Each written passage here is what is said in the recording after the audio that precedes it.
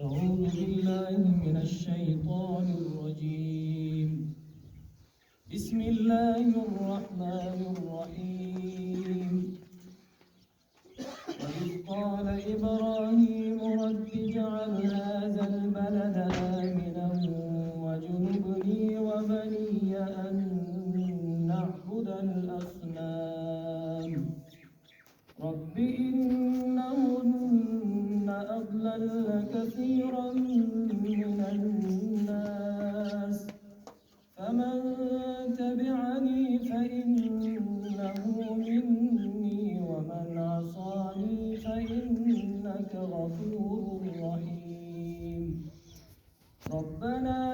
إني أسكنت من ذريتي بواد غير ذي زرع عند بيتك المحرم ربنا ليقيموا الصلاة فاجعل أفئدة من الناس تهوي إليهم وارزقهم من الثمرات لعلهم يشكرون ربنا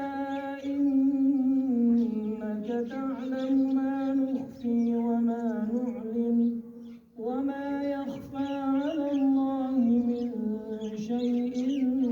في الأرض ولا في السماء الحمد لله الذي وهب لي على الكبر إسماعيل وإسحاق إن ربي لسميع الدعاء رب اجعلني مقيم الصلاة ومن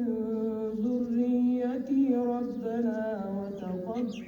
دعاء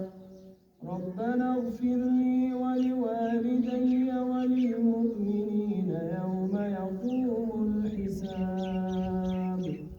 سبحان ربك رب العزة عما يصفون وسلام على المرسلين والحمد لله رب العالمين.